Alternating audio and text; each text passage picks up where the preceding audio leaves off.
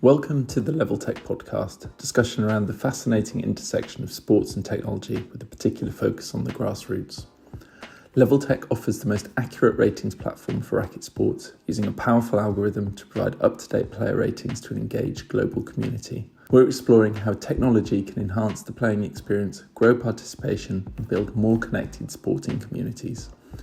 Join us as we speak with people shaping the future of racket sports, from founders and coaches to venue operators and players, to understand the challenges, innovations and opportunities driving change. I'm your host, Jethro and today I'm joined by Mark Hewlett, founder of Soul Padel. Mark's on a mission to bring paddle to the people.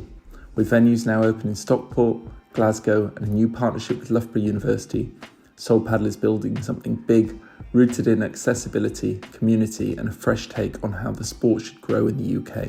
With experience from the retail world and a sharp focus on user experience, Mark and the team are creating venues and programs that look and feel different, from Soul Sisters to school outreach and everything in between. Today we'll be digging into the growth of paddle in Britain, the realities of planning permission, what makes a great venue, and why technology, and ratings in particular, are central to getting the player experience right. Mark, welcome to the podcast. Mark, great to have you joining us here on the LevelTech podcast. So I really appreciate you taking time out of your day to come and join us. Pleasure to be here. Great stuff. Well, let's take us back to the beginning and talk us through your kind of journey through business and life, and then how did you arrive here in the paddle world? Yeah, it's an interesting journey. So I'll be as brief as I need to be. But my career started in food retail. I was recruited as a graduate at Lidl way back in 2000, and at that time, two things were new: graduate recruitment programs and Lidl to the UK. So it was a bit of a leap into the unknown. But I learned an awful lot, and the German business philosophy stays with me and will stay with me for life. You know, this kind of ruthless discipline around operational procedures and cost control, but ultimately, nothing's more important than quality and service. And so that's something that's remained with me. But that was my foundational kind of professional career. But if I go back a little further, I'm from family business. So I'm actually a fourth generation business owner in the Hewlett lineage now. So my great grandmother had a tobacconist in Liverpool way back in the early 1900s. And then my grandfather took that on after he'd come back from the Second World War. He was a Spitfire pilot. And then my father went into business, but independently. He was a clothing wholesale and retailer when you could be a clothing wholesale and retailer in the UK. So I was predetermined really to join my dad's business, and I did, but I didn't last long. So I quickly realized that maybe I needed to be a bit more independent. But I took a different path. I went into jobs rather than my own business, and I loved it. I had a great career with Lidl. I moved to Aldi, which was a cardinal sin, but I remained with both, for collectively 13 years, and then I had a really interesting opportunity to move to Australia. And I'm married. I've got 3 daughters, and at the time they were all pretty young. So we traveled Australia for a year, loved it, and just thought, why not? So in 2012, we up sticks, sold the house, and moved out to Sydney, and we stayed there for 8 years. I'd probably still be there if it wasn't for the pandemic, frankly. At the time, I was this was 2020. I was with another German business that was expanding into Australia, and pandemic kiboshed that. So we were in Melbourne, locked down in probably the most brutal lockdown that's ever happened. It was the most lockdown city on earth.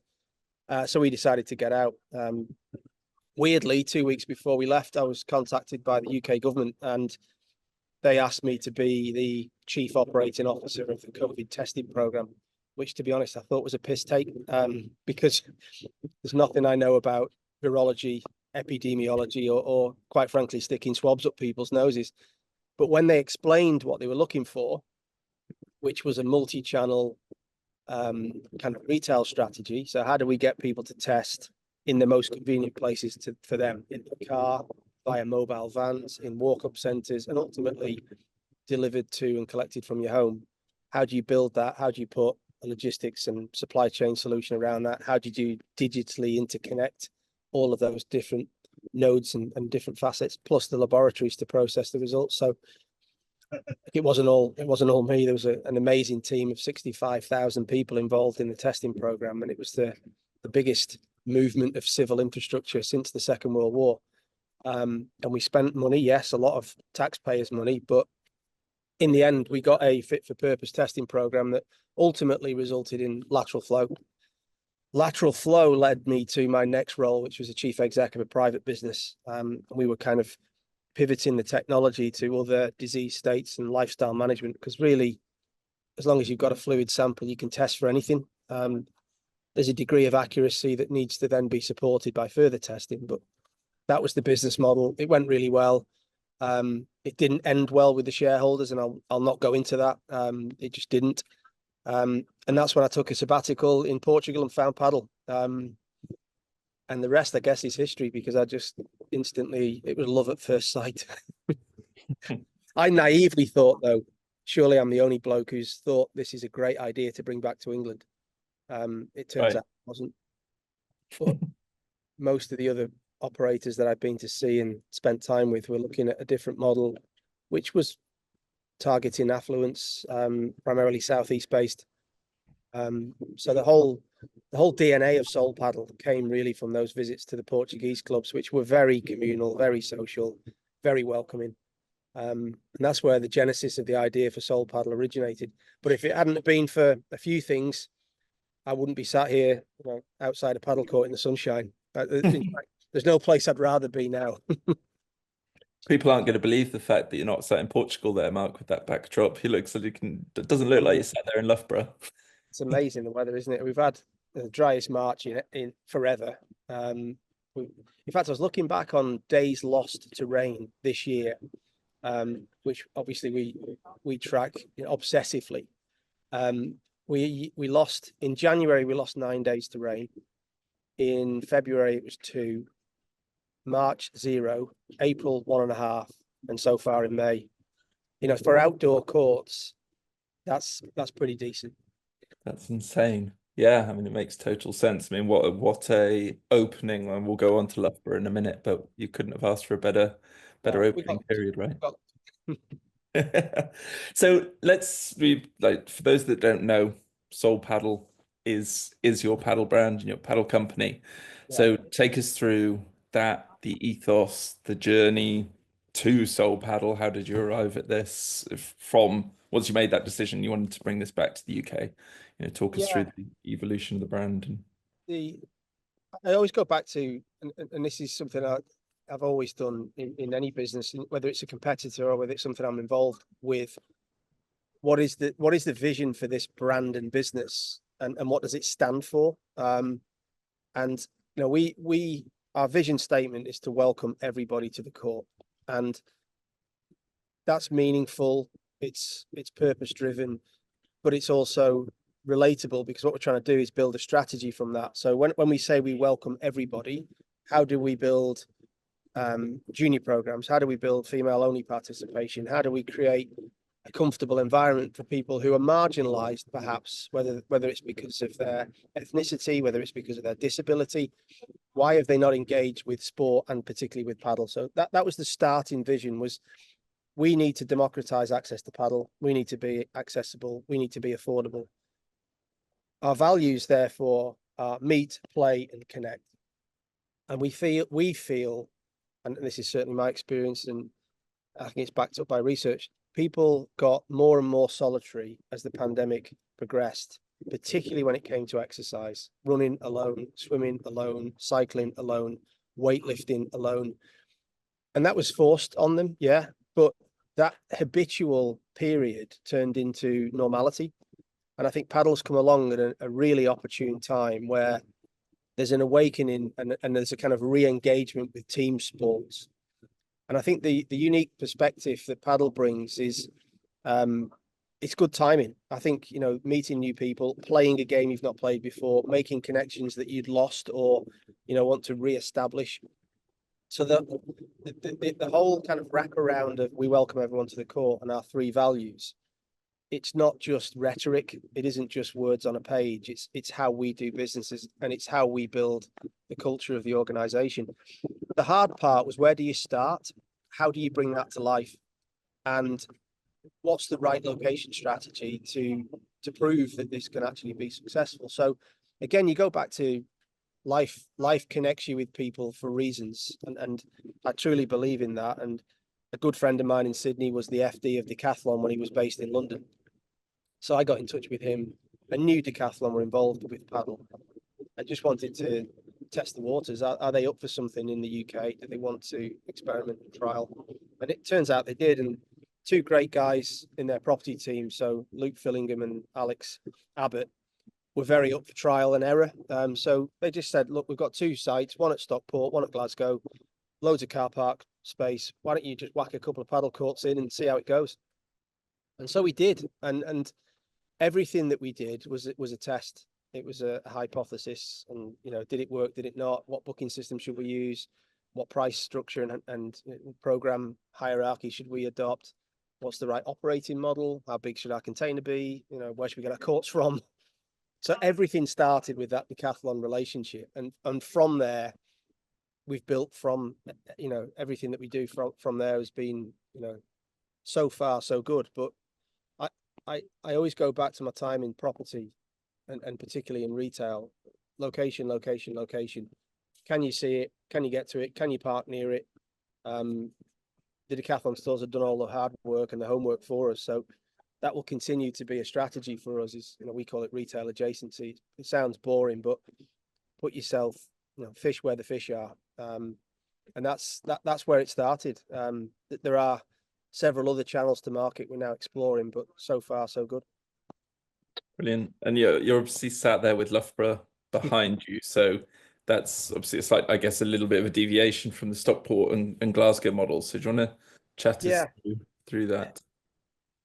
And, you know, I don't profess to be the only ones looking at the education sector as an opportunity, but there's a number of factors that have led us to this position. And one of them is there's a generation right now aged, let's say, between 16 and 24 that are going to own this sport going forward. It's going to be theirs, and it's going to be theirs for decades. So why not try and engage with them at their level and bring the sport to them rather than dragging them to you? So we took a bit of a punt and got in touch with Loughborough, and it was quite funny.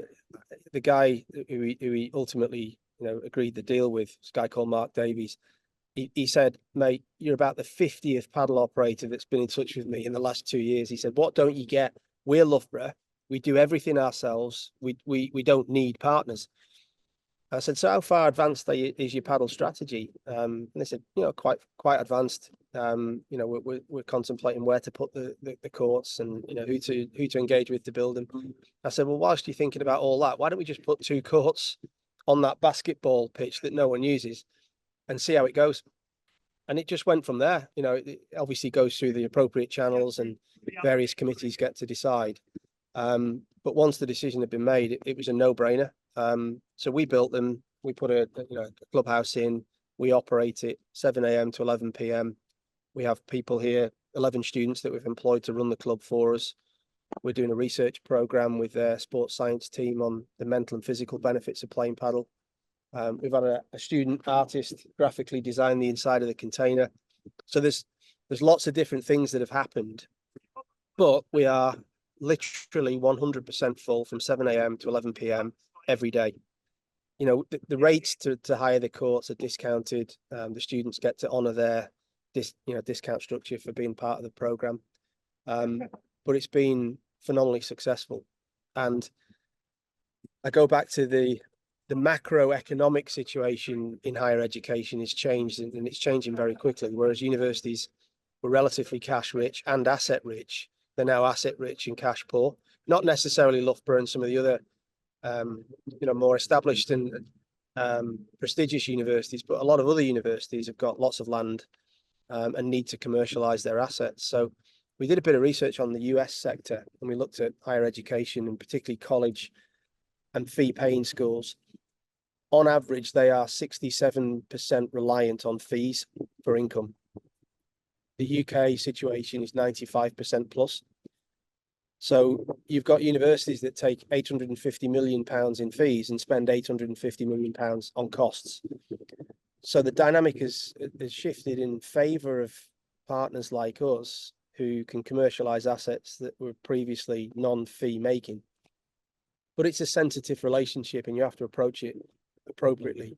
It's not as brutal and as transactional as others have tried to achieve. And there'll be others doing what we do, but I think it's a really good opportunity to embed the sport in a generational moment at the right places. Yeah, and so far so good.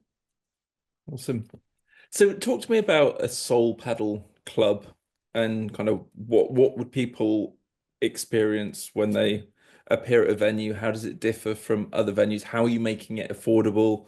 What Yeah. sort of sizes are the clubs? How many courts? And then I guess I'm interested also in maybe the economics of the clubs and how many courts are you needing to kind of be viable, be successful. So if you dive into that a little bit, that would be fascinating. Yes, it's a really interesting question and perspective. So typically what we will build is 4 courts undercover, and that would be a sweet spot. And the reason we arrived at 4 was based on research. On average globally, a club has 3.8 courts. It's skewing towards 4+ soon, I think, with some of the bigger super clubs coming online. But 4 makes sense because you can run tournaments, you can have events, you can still have your usual program of coaching and etc. So we will always build 4 courts undercover. The affluence problem that paddle's got, and it is a perception because of what's been done at some clubs with regard to price to rent courts. What do you want to have? Do you want ice baths, steam rooms, bars, prosecco, barista coffee, or do you just want a great paddle program where people can come and enjoy a game of paddle? Our philosophy is the latter rather than the former. And in certain parts of the country, the premium model will work very, very well, but it is not for all parts of the country. And so our model, what we're trying to do here is pitch this into the communities that aren't necessarily poor, but aren't necessarily affluent. So to do that, we've had to look at how we design and engineer the build process, how we operate our clubs. And I go back to my time in German discount retailing. How do you build things cost effectively? How do you run them cost effectively? And apply all of those principles to the development of Soul Padel. So you will walk in to see really well-made, well-constructed venues that have a ancillary offer when it comes to food and beverage, coffee, and equipment hire and sale. It will not be fancy, but it will look pretty cool. And it will be a place where you can still meet your friends and socialize before and after. But the hero event is paddle. So we've got a performance and participation program that is being led by some pretty inspiring people. And we're just about to add to that with some talent that we're going to be bringing in from Spain and Portugal to help develop that even further and enhance it. Because fundamentally what we believe is that if you get the paddle bit right, it doesn't matter how good your coffee is. It doesn't matter whether you've got a steam room or an ice bath or whether you serve cold beer. If you've got your paddle wrong, you're pretty screwed. So that's what we're focusing on. We will always have very, very high social value credentials. So we will never serve alcohol at our venues. We don't believe children and alcohol mix. We don't believe sport and alcohol mix. And primarily, you will need to drive to us. And so we don't want to encourage that type of what I would call antisocial behavior. When it comes to the sustainability, the stuff I'm wearing here is made entirely from plastic. And so we want a light touch on the environment, but we need to be practical and sensible about that. So the whole philosophy of who we are and what we stand for is embedded within the kind of we welcome everyone. To welcome everyone, you've got to get your fiscal dynamics right. So what will we charge? 30 quid off peak, 40 quid peak. No matter where we are, that will be our pricing structure.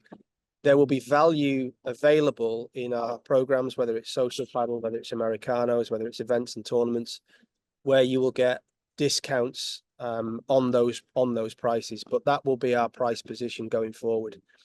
I believe fundamentally that there will be a deflationary impact as the supply increases and meets the demand. So as happened in retail, where Sainsbury's, Tesco, Asda, Morrison's had to price match Aldi and Lidl, that's taken 20 years for them to realize that shit, we're pretty screwed here. I think it'll take 3 or 5 in this country. So big indoor venues that are currently commanding a premium price may not be able to command that price as the supply of courts increases and the offer improves. We want to make sure that if the tide goes out, we're not swimming with our trunks down. We've got a business model that works and it returns on the investment that we and our investors are putting in. And that's it's as simple as that, really. Build them well, but build them as cheaply as you can. Run them well, but run them as cheaply as you can, and really make padel the hero. Amazing. And so, are you ever on the lookout for indoor space, or is it purely outdoor and canvas, or what's the strategy? I reckon I've turned down over 50 indoor venues and opportunities since I started. This was nearly 2 years ago. Beyond 8 to 10 quid per square foot, I don't see how you can make long-term financial gains if the market price deflates to where I think it's going to deflate to. And I go back to, what's the price to play in Spain and Portugal and Italy, and why would it be different here? With the exception of super premium, great venues in big cities, capital cities, the everyday man, woman, and child, do they want to pay more than 6 to 7 quid an hour to play padel? Will they? And why should they? So no, we will probably never say never, but we'll probably never do indoor padel. So if you were going to wrap this up as a long-term vision, is it about kind of national scale or community hubs or something else? We've always targeted 40 clubs. And yeah, okay, that's a number that you can pluck out of nowhere, but there's some science behind why that we think that's possible. And that comes back to catchments, demographics, and just availability of land and sites that suit our model. But we have sites in Scotland and we have sites in London. They've yet to be realised, but that won't take us too long, despite the planning system in the UK. But overall, we want national coverage. Yeah, we don't want to just be a regional player. We want a presence in as many places in the UK where we feel it's appropriate for us to be. Cool. And other countries, starting probably with Australia. Right. Yeah, that makes sense. We've certainly got the climate for it. So let's talk about the community initiatives. I know community seems like such a big part of what you do, but obviously you've got Soul Sisters, and then what's the racket? What's the thinking behind those? What you've got going on? What's that racket? Is a bit of a play on words, and it comes down to a couple of things. When kids play sport, they should make noise and have fun. But you've also got this kind of NIMBYism, home counties, paddle's too noisy, gunshot bullshit. So what's that racket is really a kind of finger in the eye to all that. But it's been developed and run in partnership with an amazing person called Sue Morrison, whose company Lusu Sports specializes in coaching children and people with disabilities. So what we did was we pitched this to Stockport Council, basically, and said every Wednesday between 10 and 12, we're going to offer free courts to local primary schools. We'll coach them. You just got to bring them to us. We wondered how that would go and what level of engagement we would receive. We were fully booked immediately all the way from January to the Easter recess. We then switched to do secondary schools from Easter, and again, we're fully booked until the summer recess. So what's that racket is a concept that we will license, and we've protected the name, but we kind of want it to be like Park Run, where wherever you are, kids can play paddle for free on Wednesdays between 10 and 12. And the feedback we've had from the schools has just been amazing. So we know that that's going to be successful.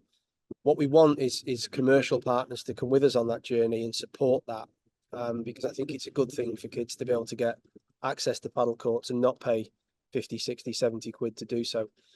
The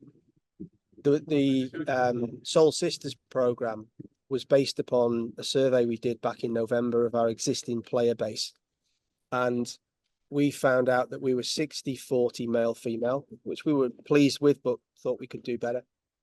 But the feedback we received was we wanted a more structured program that was not necessarily pigeonholing us all as, you know, stay-at-home mums who can play on a Thursday after they drop the kids at school. We want to play Americanos. We want to be coached. We want to be, you know, participating in the evening. So Soul Sisters is really just the start of what we want to do with female participation. So we brought in 2 or 3 of our regular players as brand ambassadors. We funded their Playtomic wallets so that they could get their friends to come and play. And we've created a bit of a movement, to be honest. So we brought it down here to Loughborough, and it's really gone exceptionally well, as you would imagine, on a campus like this. We're then moving to Soul Timers, which is targeting people in the latter stages of their sport career, who are also looking to engage with competitive paddle, not just social and recreational. So the brand elasticity is reasonably decent. And there's more to come. With our loyalty program, it's going to be Soulmates, and that'll launch just as we open up the new Stockport club, because we don't believe in subscription membership. We believe in rewarding frequency of visitation. So Soulmates will reward you the more you play with us, to the point where ultimately it'll be free paddle for life. Yeah, I can't say too much. How many games do you have to play for that? I'm not going to say any more. It will all be revealed. Awesome. Yeah, I thought I've noticed that before when looking at some of your initiatives, and it really is a flexible brand and flexible names. I mean, talk us through where it came from, and what was the aha moment of when it all clicked? Quite funny. So great ideas usually come from, an evening in the pub. And at the time I wasn't drinking. I had a year off alcohol, but Paul and I sat down and we started to brain dump names, a lot of which had already gone. And we came home, and Tammy, my wife, she didn't come to the pub with us. We came home and we said, well, we've come with this brilliant name, and it's called Wolf Paddle. She went, what the hell are you talking about, Wolf Paddle? It sounds very masculine. So we sat down, we talked about it. She said, I think we should call it Soul Padel. We were thinking like soul as in individual and soul as in fish. But then she basically said, well, if you remember what you kind of experienced in Portugal, the heart and soul of the community was the paddle club. Everybody was there, grannies, kids, the lot. So the more we started to think about it, the more it made sense. And then we started to think, oh, there's a lot you can do with this. The problem we had was Soul Cycle, when we registered the brand, wrote to me through their lawyers straight away and said, we own the name Soul. And I said, no, you don't. I said, you own Soul Cycle. So anyway, we had a bit of to and fro, and in the end they backed down. But yeah, that was where it came from. It wasn't me. It was Tammy, my wife, who came up with Soul Padel. It's awesome. Credit really, it's due. Yeah, no, it really works. There you go. There's a shout out. So what like this balance with building something that is commercially sustainable with the kind of making it accessible and welcoming is a fascinating one. It seems like you guys are further ahead on the curve than some of the other entities, and it is, definitely has been a bit of a smash and grab, profit driven mentality within the paddle world, isn't it? And I guess coming from a squash world where I've been used to the junior programming on a Saturday morning and people paying £1 for their lesson, and certainly back in the days, all that community led stuff. It's definitely very interesting watching it. So I guess it sounds like you're just taking the long-term approach as well, knowing that you've invested in these players now. They go on to become patrons in the future and they'll spend their money long term. But I mean, that's my take on it. But do you want to just elaborate a little bit more on how that you're kind of balancing it all commercially? Because obviously you could be charging a premium for these courts all the time, right? So the courts behind me at the moment, they're £28 an hour, but we honour the student discount. So the students of gold members anyway get 40% off that. Now, this is not necessarily the long-term solution for paddle at Loughborough, but if we can make it work at those levels, you know, why wouldn't it work in other places? The key you've got to get right clearly is the real estate strategy and then the construction strategy. So I've heard of operators paying exorbitantly high rents to take indoor space. So I don't know how true it is, but I heard that someone had secured a unit for £1 million a year in the southeast. Then you pay 40% because there's no rate relief anymore. And then you're classed as a hospitality venue if you're serving alcohol. So you need your license and you need appropriately trained and appropriately aged people. So I don't believe any of that is good for the future of paddle. It might be great for a few people in the pockets of the country that can afford to pay the premium you need to charge. But if you get the strategy right on the real estate and you pay a sensible rent that your landlord is happy with, and maybe your landlord is also incentivized, if you're successful, so are they, and you can share in some of the upside. It then comes down to how much can you build it for. And at the moment, in this current gold rush environment, everyone suddenly is a paddle court builder or a supplier or, you know, a canopy converter who used to build farm buildings or garden centers. They're now specialist paddle construction companies. There's so many of them, it's almost, you know, confusing. Where are the ones that really know what to do, and how much do they actually charge? So we purposely took the decision when we were building Stockport, when it will open in about 3 or 4 weeks. We built it ourselves and we let all the contracts. We understood, you know, we tendered to 6 different companies. So we now know very clearly how long does it take to build one and how much does it cost and what's the margin for everyone involved, so that now we can roll that concept with almost a fixed price certainty with some variability in the ground as conditions change site by site. We now go to our investors and say, right, to build 10 clubs, we need X amount of money. To build 20, we need X amount of money. How much do you want to fund equity and how much should we go and find in debt? And should we even take on debt? At the moment, we haven't. We've just purely taken equity investment from our single investor. It may be that we open that up and others can participate as we grow. But we've done a lot of homework on this and the maths. So when we say we're going to charge 30 and 40, that has been reversed engineered. It's not plucking a number just to be cocky and, you know, I can charge this because I want to. We know we can make money at those levels because we know what rent we need to pay and where our ceiling is, and why we walk away from more deals than we say yes to, we say no to, because people have got greedy. They've seen that, you know, there's a lot of paddle operators looking for the same space. Some of them are prepared to pay whatever it takes to get the site. We're not. Yeah. Frankly. And if that means it takes us longer to get to 40 clubs, so be it. Yeah. Well, it sounds like you guys are in it for the long haul, right? That's the Yeah. building. You've got a great brand here to start with, and there's, you know, the way you're doing it, there's going to be longevity to it all without a doubt.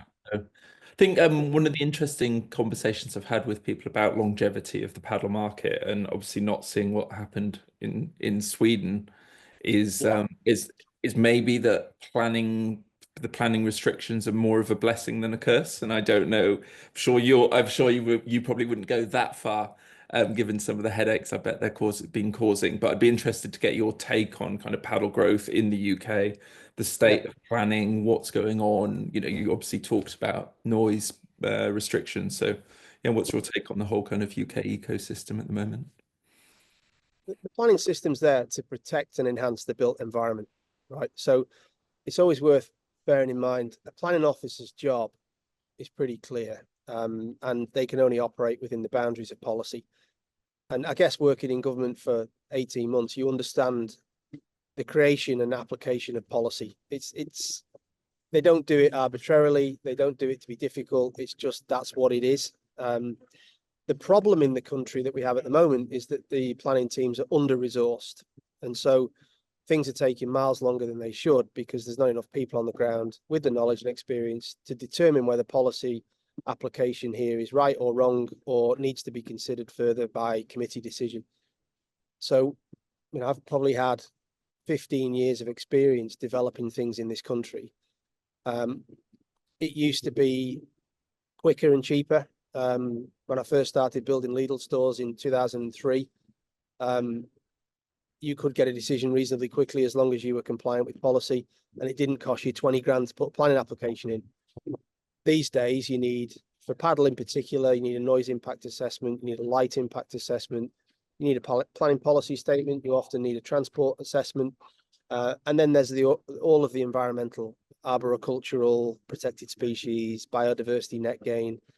It all comes down to how you select your site and whether or not you've done a reasonable appraisal of, is this going to be difficult through planning or not? If you're building paddle courts on a neighbour's boundary and they're within a 30-metre distance of the ball being hit, they're going to complain about the noise.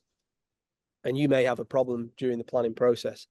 So it is desperately frustrating when things take longer than they should, particularly the new process of pre-application, where the council's supposed to give you a heads up of what might cause you an issue and give you some feedback before you put your full application in to prevent you from spending too much time and money on it. I've had two pre-application situations where it's taken 22 and 26 weeks to get any pre-application feedback out of the council. And that's because there's probably only one planning officer for the whole local authority who can deal with the leisure application, because they're the ones with the knowledge and experience. So yes, you pull your hair out sometimes, and it is frustrating. It is definitely a handbrake on growth. There's no doubt about it. But if there were no policies, we'd have McDonald's on every corner, and we'd have out of control built environments that, quite frankly, no one really wanted to live in. So it is what it is. It's the same rules for everyone. The indoor space is the easiest route at the moment because you can get a change of use and crack on. My experience of business, and I speak with 25 years of experience, but if it was dead easy, everyone would be doing it and everyone would be winning at it. Getting this right from a real estate strategy is the most important thing. Property makes or breaks any business. So hence why we're taking our decisions carefully. We've submitted 3 planning applications and had 3 planning approvals. So it's not spray and pray. It's kind of calculated and deliberate. But I expect a rough road ahead. It's not going to be easy. And do you think, to just circle back to the second part of the question, do you think it's good for the long-term sustainability of the sport, or do you think it's overall like help or hindrance, if you're going to sum it up? I guess the fly in the ointment is the LTA and Sport England. So Sport England are a statutory consultee on any planning application. Sport England are dictated to by government policy. So if you're building paddle courts on tennis courts, Sport England will object because that's what they've been told to do. Because tennis is a protected species, and therefore then they defer to the LTA. The LTA's dual role as NGB presents some challenges. So it's not over my dead body will you build paddle courts on tennis courts, but there's a lot of convincing to be done, even if they are dilapidated and disused. So that's the grey area at the moment for the planning process, is that there are 26,000 tennis courts in this country. According to the LTA, as of yesterday, there's 893 paddle courts. So there's a long way to go for paddle. It's not unreasonable for the LTA to slightly relax its position on courts that it knows are not getting used and it knows need tens of thousands of pounds to refurbish. Why wouldn't you let paddle have a go? So that for me is an area that needs clearing up. What is your take then on the impact of paddle on the other racket sports, and I guess the impact, or the people that are coming through the door? What's your understanding of their backgrounds from a squash, a tennis perspective, and and how worried do you think squash and tennis need to be in your eyes?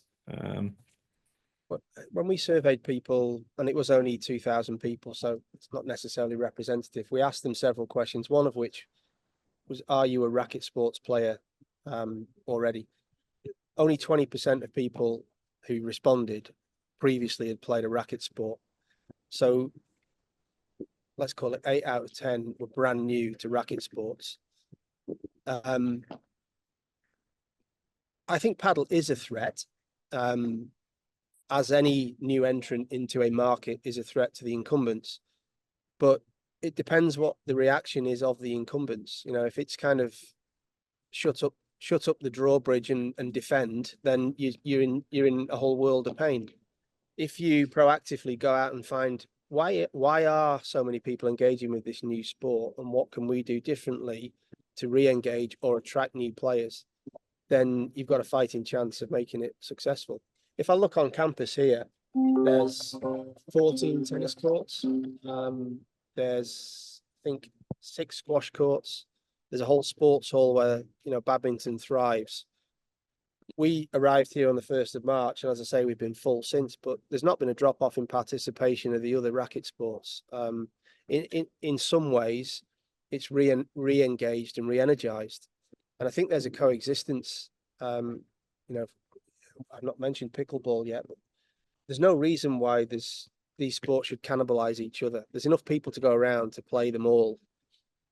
I guess the incumbents and kind of, let's call them historic racket sports, just need to look at what it is that's making paddle so attractive right now. Why are people paying 4 times more to play paddle than they are squash and tennis? The community side of it, the digital enablement of connectivity is massive. This kind of marketplace that's been created by Playtomic is very different, to what you see in tennis, particularly with ClubSpark and other operating platforms. But I think that is playing a big role. Ranking, rating, as you guys know, is hugely important to racket sports, and that comparative, how do I rate amongst my peers is huge. Paddle's just turbocharged all that. And let's not forget, it is niche still.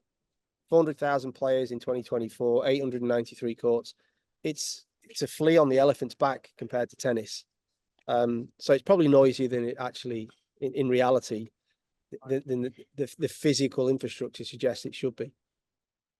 No, it's a really interesting one. And it's a topic I talk about at great length, coming from a squash background and being at Racket X and seeing all the money flying into the paddle and pickle. And then, there were a few squash brands there, but not in isolation. Everybody who was a squash brand had intentions to cross over into the other sports. And I am coming back from it. One of the real positives was that there is now an outdoor squash court, which is all glass.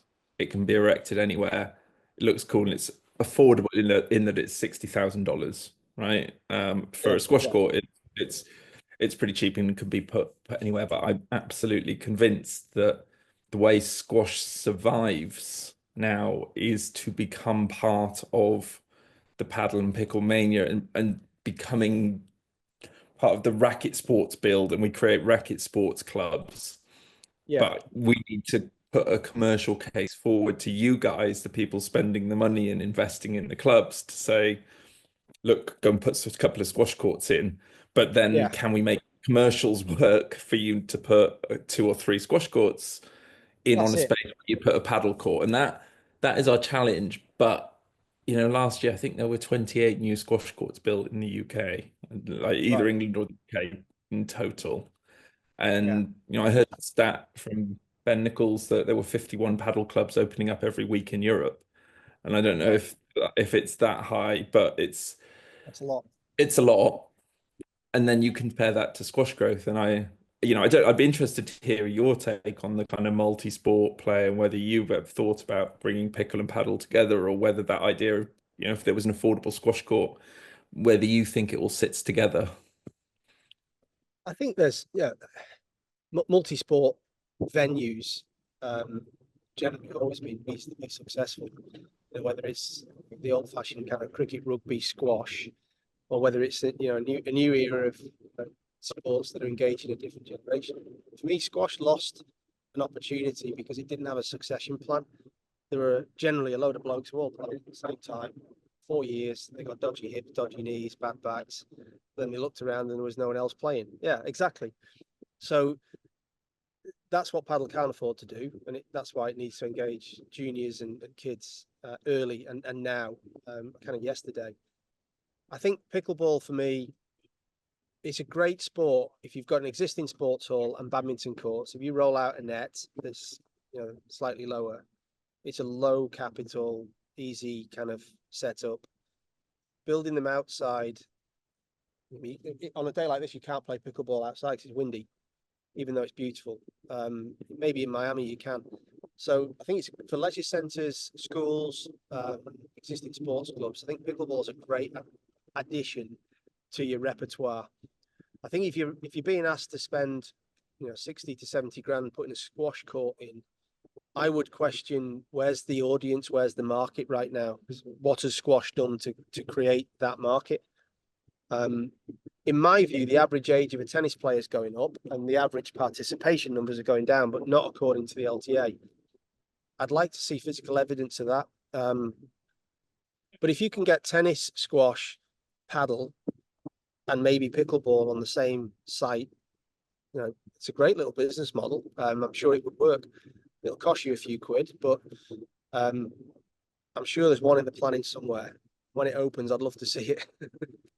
No, me too. Me too. I mean, it's definitely a model that's taking off in the US, and those clubs are being built. But I think squash is on a stronger footing in the US at the moment. Yeah, definitely. We've got the Olympics coming up in It's in LA. 28. Got selected. Yeah, but just generally, there's still growth over there, but over here it is a struggle. And I'm evidence of that person who's playing less squash and playing more paddle for the slightly social or the more social element, and the fact I see myself being able to get better at it. But I do think I actually played in the home internationals this weekend for Wales in the over 40s at squash, though having not played for 3 years, but was reminded of the brutal physicality of it all. And I actually do think that's the thing we have to lean into. It's like you've got pickle, which is easy. You've got paddle, which is the middle ground. And then you've got this incredibly hard, brutal sport that actually we can feed off the success of paddle and pickle with people getting into racket sport. So I see a route to I do see a route back, but we've got to kind of act now while this court building is going on. So might be a conversation I have to pick up with you separately to to fully understand all the commercials. I think But for me, squash is great spectator sport. I think if you understand the game and you watch it and you appreciate, the skill and the fitness, a glass box battering each other, it's good spectator. If people sit and watch snooker, bloody hell, they should be sitting watching a lot of squash. But it's just, I played as a younger bloke very badly. I played a reasonable amount of squash because it was great for fitness. I was a rugby player. Yeah. But I fear it. I fear for its future, particularly as paddle continues to grow. And it will be a shame if it did become niche. No, me too. Me too. Okay, well let's talk about technology and the player experience and your take on the technology landscape, the booking platform landscape, the route you've decided to go. Let's talk about your take on Playtomic and the major players, and then maybe we can dive into the ratings. Obviously, you've decided to go with us on the rating side of things. So maybe let's start at the beginning. And how did you arrive at kind of your current tech stack?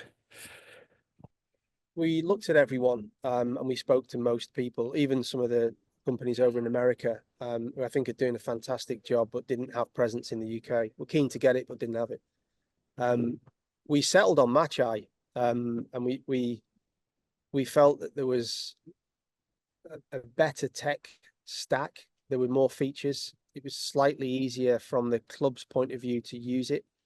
And we were always nervous about Playtomic's position being for the player and less for the club, and this kind of marketplace choice, advertising your competitors on the same page and et cetera. So we went with Matcheye. Didn't work out. We got reasonable utilization out of the platform. We quite enjoyed using it. I would say 1 in 3 people that came to play with us said, "You're not on Playtomic, are you?" Like literally every day. So we then went back to Playtomic. and said we'd like to switch.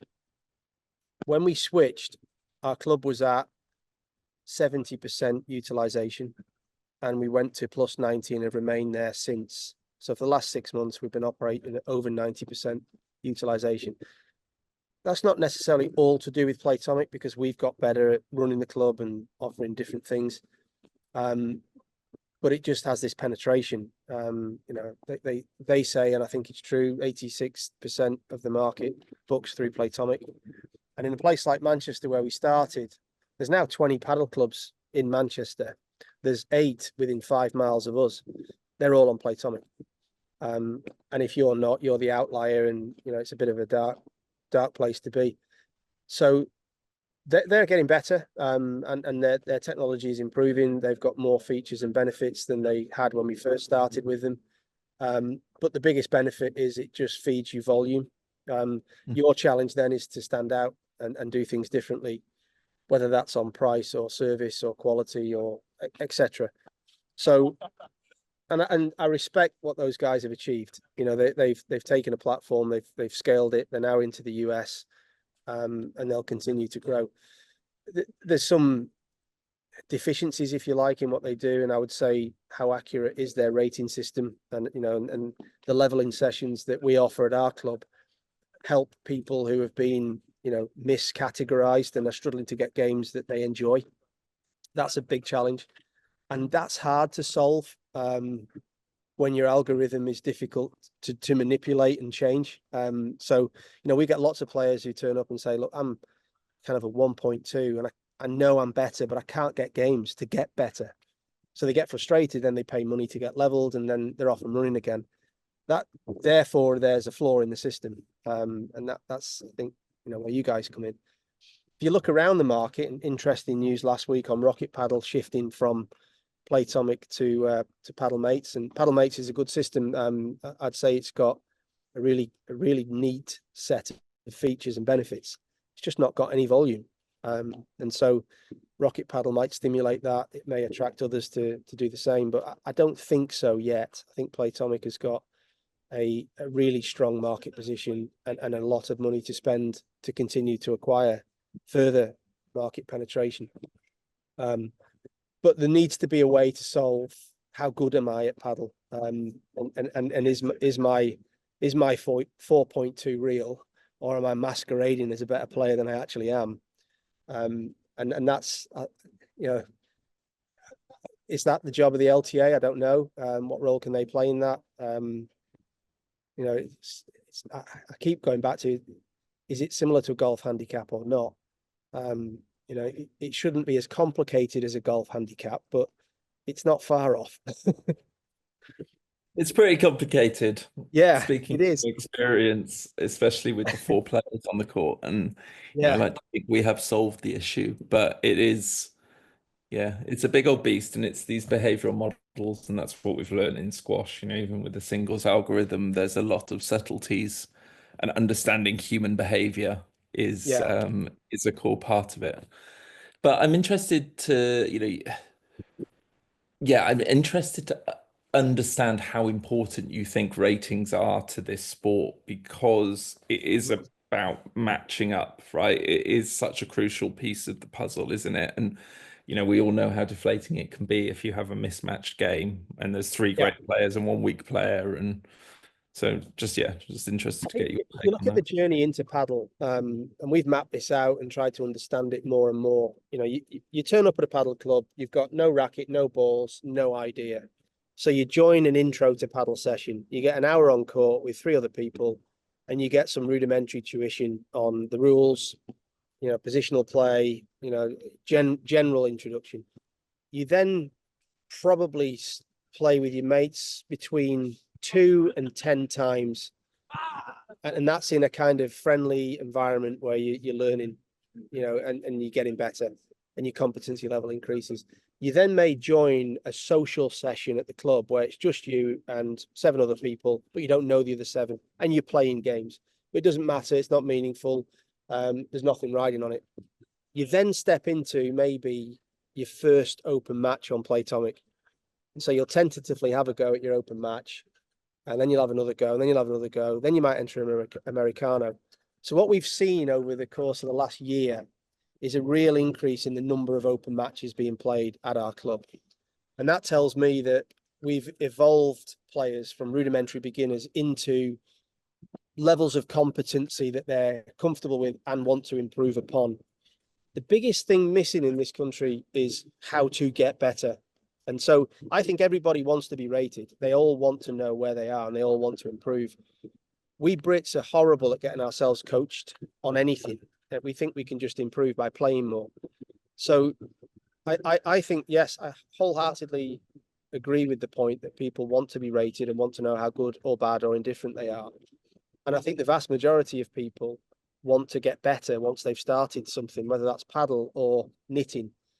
But it's getting them into that place where their competency level is matched or is slightly deficient to the people they're playing with, and therefore their level increases. And then they recognize the need to get some structured group coaching or individual one-on-one.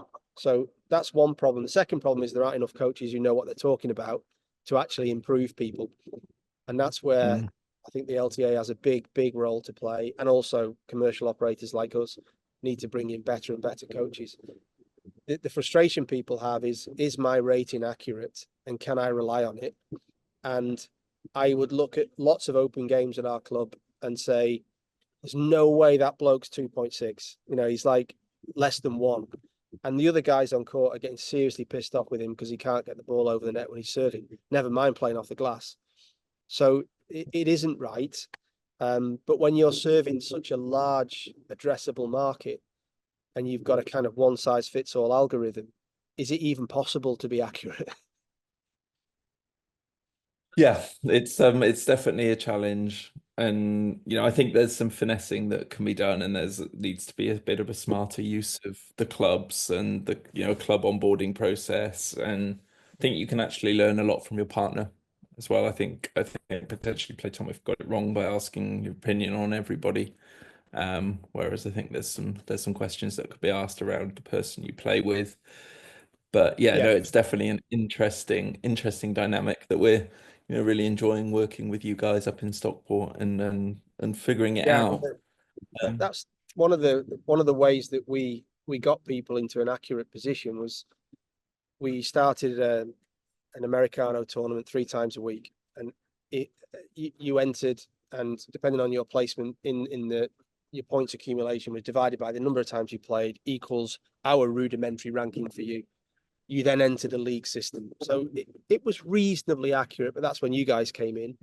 And that's where I think it can only get better from that point on.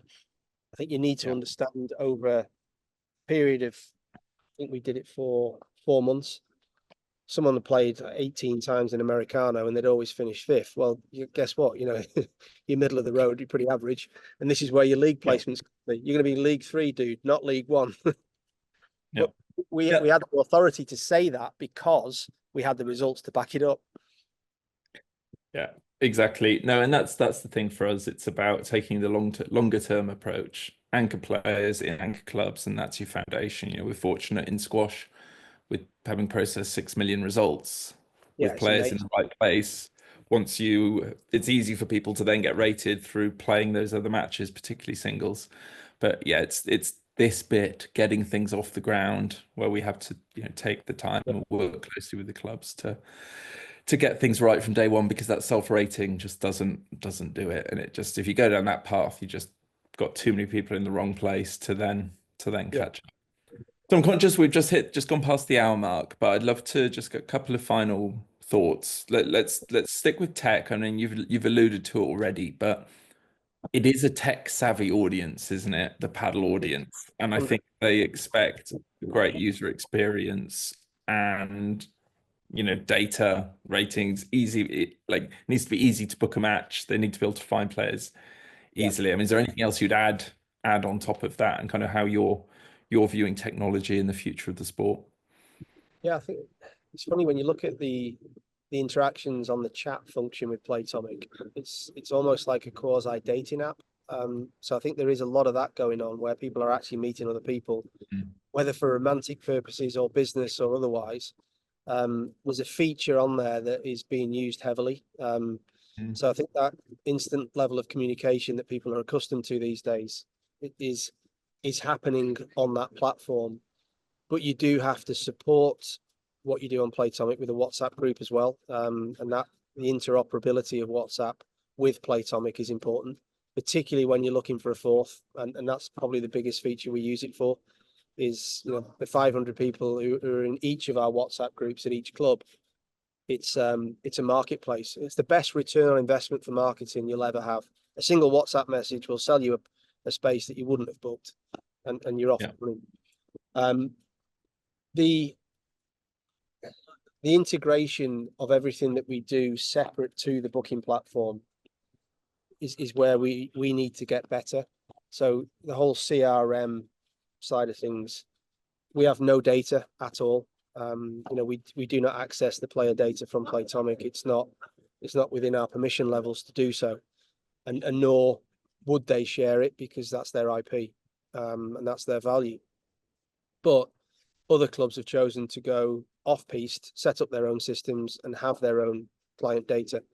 How you manage that carefully and sensitively in the hands of the wrong club manager, for instance, you know, is a risk that the clubs take.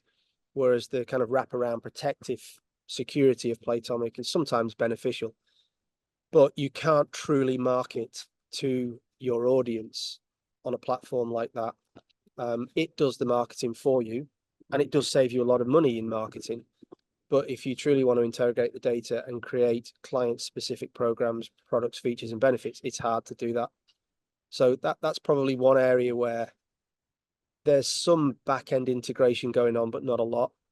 But I think, you know, tournaments, leagues, rating systems, there's not one platform out there that does everything, or there is, and it doesn't do it well.